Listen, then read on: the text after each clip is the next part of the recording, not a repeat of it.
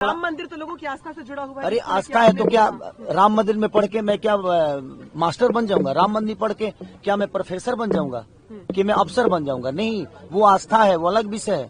लेकिन शिक्षा से इंसान देश चला सकता है। शिक्षा जरूरी है। मैं यही बोलता हूँ कि आप राम मंदिर बनाओ, जो भी बनाना है, मस्जिद बनाओ, सब बनाओ, बट शिक्षा के लिए भी, हमारे बच्चों के भविष्य के लिए भी काम करो ना। हमारे लिए रोजी रोजगार भी तो दो। मैं उसके लिए ट्रम्प को वोट करेंगे हम? नहीं ना, हम तो आपको ही किए हैं। तो ये चलती रहेगी। बयान पे कायम है? बिल्कुल कायम हूँ मैं ये नहीं कह रहा हूँ कि मत बनाओ, मैं कह रहा हूँ राम मंदिर बनाओ, लेकिन बेहतर यूनिवर्सिटी भी दो हमारे बच्चों के भविष्य के लिए। 9वीं फेल तेजस्वी के अंडर में राजनीति करने वाला व्यक्ति जब इंजीनियर, प्रोफेसर, डॉक्टर की बात करे तो बड़ा हास्यास्पद लगता है। तीसरी बात यह है कि लाखों एकड़ जमीन वक्फ बोर्ड ने कब्जा के रखा हुआ है। खेसारी लाल यादव को बोलना चाहिए, पूछना चाहिए, आप लोगों को भी पूछना चाहिए कि वो जो लाखों एकड़ जमीन है उससे कितने डॉक्टर, कितने इंजीनियर, कितने प्रोफेसर बन करके निकल रहे हैं। जब उनसे पूछोगे तो इस विषय में उनको बोलने के लिए हिम्मत नहीं पड़ेगी, तब वो मुंह सिल लेंगे। सच्चाई यह है कि इन धूर्तों को अयोध्या में बना हुआ भव्य श्री राम मंदिर, जो 100 करोड़ हिंदुओं की आस्था का केंद्र है, इन धूर्तों को वो खटक रहा है। और इनको खटक रहा है, ये हमें अच्छा लग रहा है। जागृत हिंदू समाज ऐसे धूर्तों को चुनाव में अच्छे से जवाब देगा और इनकी राजनीति शुरू ही हुई है और खत्म भी हो जाएगी। लापरवाही पूर्वक दिया गया बयान है, हिंदू आस्था को अपमानित करने वाला, दुख पहुंचाने वाला बयान है। उनको ऐसा नहीं बोलना चाहिए। और अगर कोई उनसे पूछ बैठे कि जिन फिल्मों में आप ठुमके लगाते थे उन फिल्मों में कितना पैसा खर्च हुआ, करोड़ों रुपए फूके गए, अगर उन करोड़ों रुपए से आप किसी को पढ़ाई के लिए खर्च करते तो कितने प्रोफेसर, इंजीनियर, डॉक्टर बन सकते थे? इसका तो उनके पास में कोई जवाब नहीं होगा। दूसरी बात यह है कि लालू प्रसाद यादव मुख्यमंत्री रहते हुए अपने बेटे को प्रोफेसर, डॉक्टर, इंजीनियर नहीं बना सके। 9वीं फेल तेजस्वी के अंडर में राजनीति करने वाला व्यक्ति जब इंजीनियर, प्रोफेसर, डॉक्टर की बात करे तो बड़ा हास्यास्पद लगता है।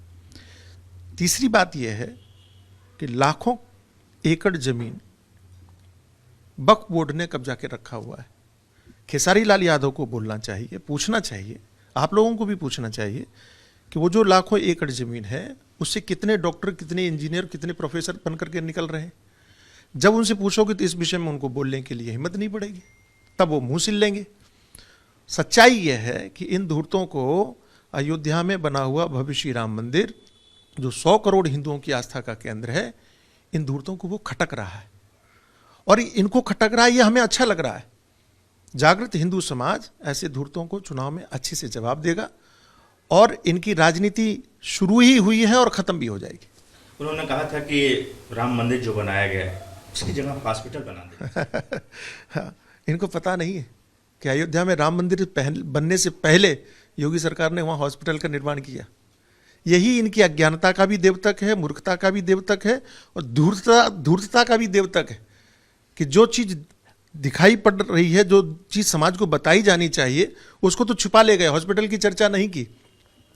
ये बात माननी जानी चाहिए। और प्रत्येक बिहार का व्यक्ति, हम बिहार के लोगों से जुड़े हुए हैं, बहुत सारे लोगों से संवाद होता है और देख रहे हैं, वो लोग कह रहे हैं कि इस सरकार ने लोगों की सामान्य आवश्यकताओं से लेकर, चाहे वो बिजली हो, चाहे वो सड़क हो, चाहे वो गैस हो, चाहे वो शौचालय हो, चाहे वो राशन हो, चाहे वो रुपया हो, हर तरह से लोगों तक पहुंचने की कोशिश की है। बिहार बदला है, देश बदला है, पूरे देश की प्रतिष्ठा संपूर्ण विश्व में स्थापित हुई है। लोग अंधे नहीं हैं।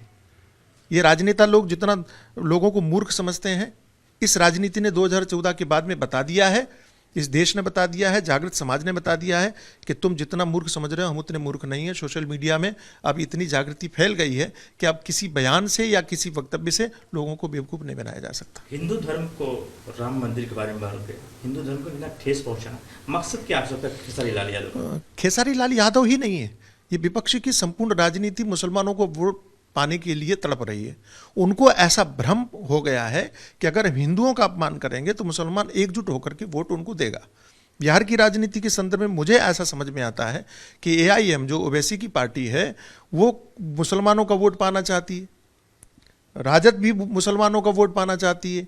संपूर्ण विपक्ष के मन में केवल वो 18% वोट दिखाई पड़ रहा है कि ये हमको मिल जाए तो हमारी राजनीति हो जाएगी, हमारी सरकार बन जाएगी। हमारा वोट न बटे तो उनको क्या टारगेट करना है, तो वो हिंदुओं की आस्था को टारगेट करना है। लेकिन इन मूर्खों को ये नहीं समझ में आ रहा है कि आप 18% वोट पाने के लिए जो 70% वोट है उसको आप आहत कर रहे हो, उसकी भावना को दुखी कर रहे हो, और यही इनकी मूर्खता इनकी राजनीति के लिए घातक सिद्ध हो। केसरी लाल यादव बोला गया कि आप जिस तरह से बार बार हिंदू धर्म को आज तक ठेस पहुंचा रहे हैं, क्या माफी?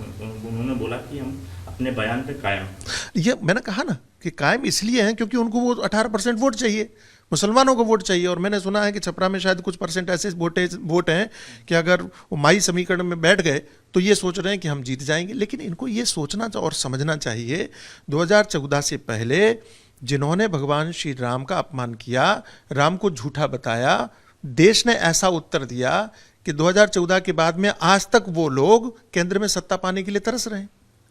बिहार में भी जिस माई समीकरण के आधार पर ये लोग राजनीति करते चले आ रहे हैं, मूर्खों को अब भी समझ में नहीं आया कि इतने वर्ष हो गए, 20 वर्ष हो गए इनकी राजनीति में वापसी सत्ता में नहीं हुई है, अब भी नहीं होगी। अभी भी तुम वही मूर्खता दोहराते जा रहे हो। आप 70% को दुखी करके 30% के वोट से राजनीति नहीं कर सकते। ये लोगों को सोचना और समझना चाहिए। अगर भारतवर्ष में अब राजनीति करनी है तो आपको हिंदुओं की आस्था का सम्मान करना सीखना पड़ेगा। क्या नजर आ रहा है अभी? स्पष्ट नजर आ रहा है, जितने लोगों से संवाद हुए हैं, लोगों से मिले हैं, लोगों को देख रहे हैं, उसे समझ में आ रहा है कि व्यक्ति राम मंदिर बनने से प्रसन्न है, व्यक्ति भारत के गौरव से प्रसन्न है, व्यक्ति उनको जो राशन मिल रहा है, 1100 रुपये जो वृद्धा पेंशन मिल रही है, वहाँ 10,000 रुपये जो माताओं को मिल रहे हैं काम करने के लिए, और सड़क है, बिजली है, गैस है, बहुत सारी चीज़ें, शौचालय है, हर चीज़ की जो व्यवस्था दी है उससे लोग प्रसन्न हैं। और लोग ये चाह रहे हैं बिहार में कि 20 वर्ष पूर्व जो जंगल राज था हम उसकी वापसी नहीं चाहते। लोग मांग कर रहे हैं कि जब वोटिंग होता है तो बुर्का को चेक किया जाना चाहिए। करना चाहिए, ये तो होना ही चाहिए, क्योंकि आधार कार्ड बनता है तो वो बुर्का हटा के ही बनता है ना, वोटर आईडी कार्ड बनता है तो वो बुर्का हटा के ही बनता है। तो जब आप वोटर आईडी कार्ड बनाने के लिए बुर्का हटा सकते हैं तो वोट देने के लिए बुर्का क्यों नहीं हटाया जाना चाहिए? और बुर्का रख करके अगर आप वोट देने जा रहे हो तो इसका मतलब है कि कुछ तो घालमेल है। सही बात यही है कि वोट चोरी का आरोप लगाने वाले लोग बुर्का की आड़ में स्वयं वोट चोरी करने का पाप करते हैं।